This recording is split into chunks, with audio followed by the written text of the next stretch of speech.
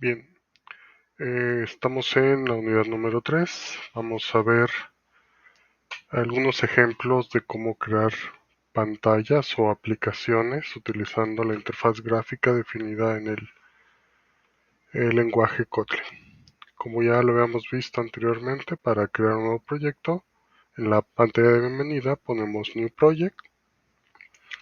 Vamos a elegir una actividad vacía, pero que tenga el símbolo de Jetpack Compose. Y le damos siguiente. Y en esta pantalla tenemos que poner el nombre que va a tener la aplicación. En este caso, el primer ejemplo va a ser una calculadora para poder acomodar todos los elementos que lleva esta. El nombre del paquete, recordemos que la idea es que lleve el nombre de la organización. En este caso, el último corresponde al nombre de la aplicación. Y, perdón, debe llevar el nombre de la empresa. Dónde se va a guardar y el SDK mínimo sobre el cual va a correr, que en este caso Android Studio en esta última versión nos recomienda que sea Android 7, ya que le pega el 97% de los dispositivos actuales. Y por último elegimos Kotlin DSL. Yo voy a utilizar uno que ya está desarrollado para poder optimizar el tiempo. Bien, recordando, les va a crear toda la arquitectura o todo el esquema inicial de lo que sería la aplicación. En este caso tenemos dos archivos importantes. El primero sería el build.gradle, en este caso del módulo. Aquí vamos a tener que ver todas las dependencias o todas las librerías que vayamos a ocupar. En este caso las librerías nos las pone automáticamente. Entonces no vamos a editar esa parte de aquí. Lo siguiente es la aplicación. La aplicación va a estar dentro de la carpeta app. En este caso yo tengo la carpeta Kotlin más Java.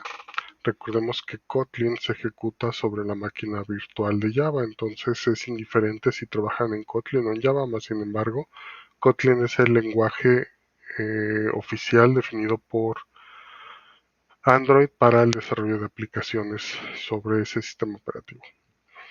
Y nos define lo que sería el main activity, que es el archivo donde va a comenzar el desarrollo de nuestra aplicación. Dentro de Kotlin, al igual que en Java, tiene que haber una función que se llame main, que es donde va a comenzar la ejecución. En este caso nos define la clase main activity. Y dentro de ella vamos a encontrar una llamada a setContent, que es donde va a comenzar a dibujar lo que es la pantalla. En las versiones anteriores de Android se tenía que definir un archivo XML donde poníamos todos los elementos de la pantalla. Dentro de Kotlin se utiliza lo que es Jetpack Compose, que cambia en el sentido de que no hay que definir el XML. Al final de cuentas, Android lo que hacía es tomar el XML y dibujar la pantalla. En este caso ya no va a tomar el XML, lo vamos a definir todo aquí. Se dice que esta ya es una forma declarativa de lo que serían los elementos. Entonces, automáticamente les genera una llamada a calculadora Jetpack Tem, que es ya como está definido por default. Si se van a eh, aquí a los resources dentro de la carpeta, perdón, aquí mismo en UITem, aquí van a estar los temas y aquí está el calculadora Jetpack Tem. Entonces, si se fijan, aquí ya está definido los colores y la tipografía. Si ustedes quieren cambiar algunos de estos elementos, tendrían que venir aquí a hacer esos cambios. Bien, regresemos. Y dentro de este Jetpack Tem, que es donde configura todo eso, ahora sí va a llamar a una función que está aquí por default. Nosotros tenemos definida cuando crean una que se llama greetings. No la vamos a ocupar, la pueden borrar. Y en este caso cambio para que la llamada sea a calculadora. En este caso es una calculadora muy sencilla para lo que el cual voy a necesitar variables globales como se definían en Java. Aunque recordemos que aquí en Kotlin ahora casi todo se maneja por estados que se deben recordar. Entonces voy a tener una variable de tipo doble para el primer valor que metan en la calculadora y una variable para el operador. Entonces cuando llame aquí a calculator va a llegar a esta función que es calculator y entonces aquí tengo dos estados, uno que se llama displayText y otro que se llama result. Se fijan, tienen definidos que debe recordar el valor para que no se pierda, porque si no cada que entraría, si no tiene el by remember, volvería a regresarlo a cero. Y también tenemos que indicarlo que el estado se puede mutar y que inicialmente va a tener un valor de 0 y el otro de result va a estar vacío. Ok, dentro de XML usábamos layouts para acomodar los componentes dentro de la pantalla. En este caso vamos a utilizar columnas y filas. Entonces, fijan, se declara una columna, es decir, toda la pantalla es una sola columna. Y esa columna se modifica para que ocupe el ancho de la pantalla y que tenga un padding, es decir, el espaciado entre el contenido y los bordes de 16 píxeles, pero en este caso son la medida oficial de Kotlin para poder homogeneizar, que se vea igual en todos los dispositivos. También le está diciendo que deje un espacio entre los elementos y que la alineación va a estar centrada. Y entonces lo primero que pone es un objeto text, que va a ser el display text. Entonces, si recuerdan, el text, este text, a diferencia de como se hacía antes como se hace en Java o se hacía antes en Android, que se le ponía un nombre de variable y se le asignaba a una propiedad value, aquí tiene el text y aquí se le pone lo que va a estar desplegando.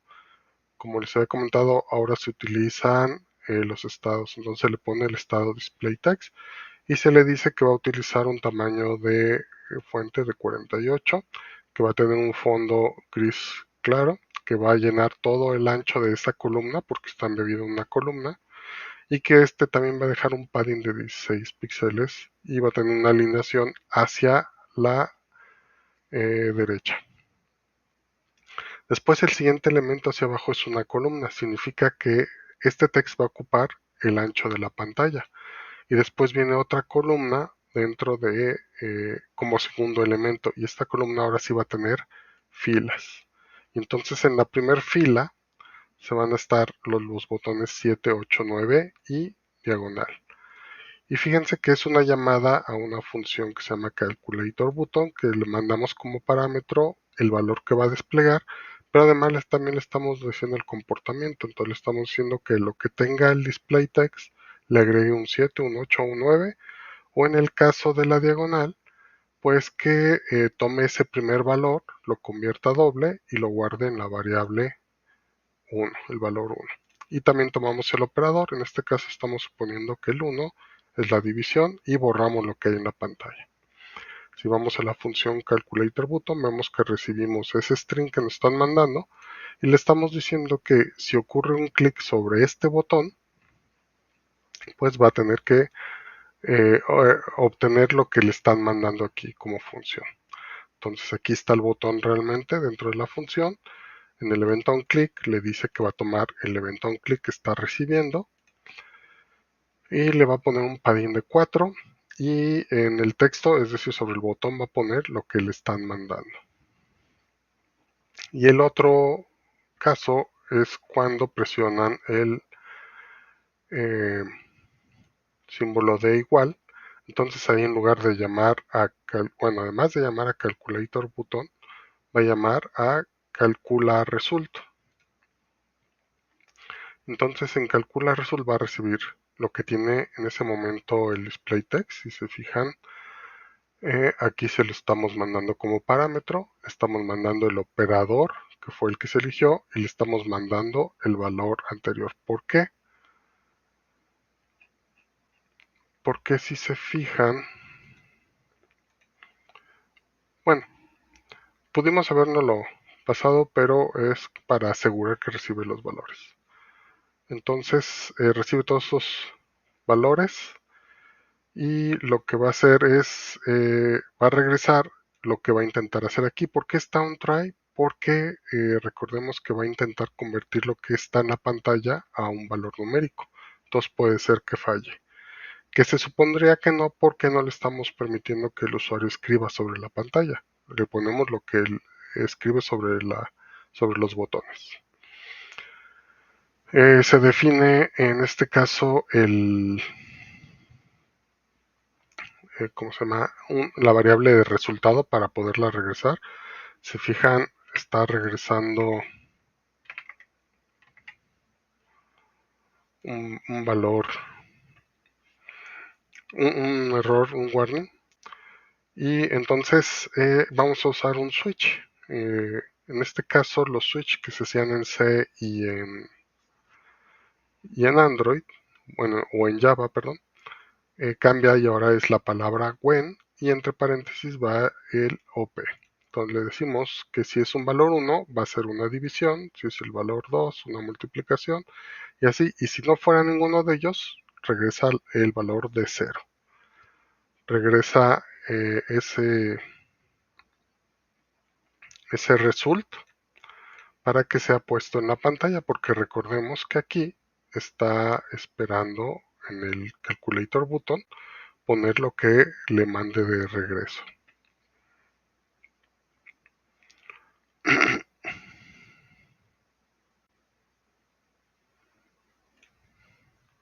Ok.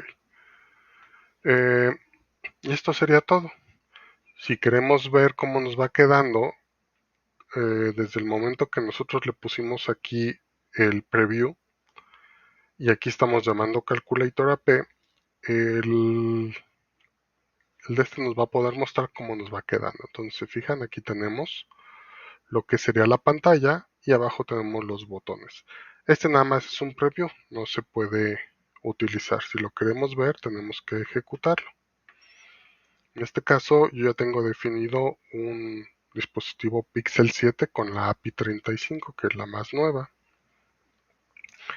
En este sentido, se recomienda tener un equipo con bastante memoria y con bastante eh, poder de procesamiento, porque va a tener que emular un teléfono.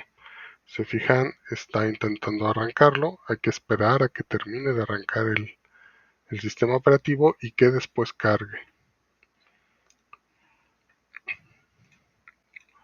Bueno, vamos a esperar a que termine y ahorita continuamos.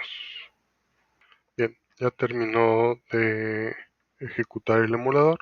Vemos que la calculadora se dibujó como lo habíamos definido. El edit text ocupa el ancho de la pantalla y después el siguiente elemento, que serían los botones, ya se divide en filas.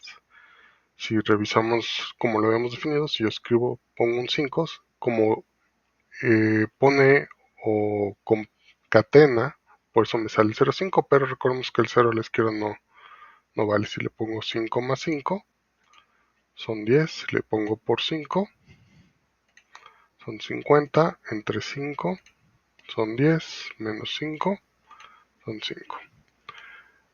Ok, este es el primer ejemplo de cómo se utiliza el entorno de desarrollo y en este caso cómo se le hace para ordenar elementos sobre la pantalla. Espero que haya sido claro.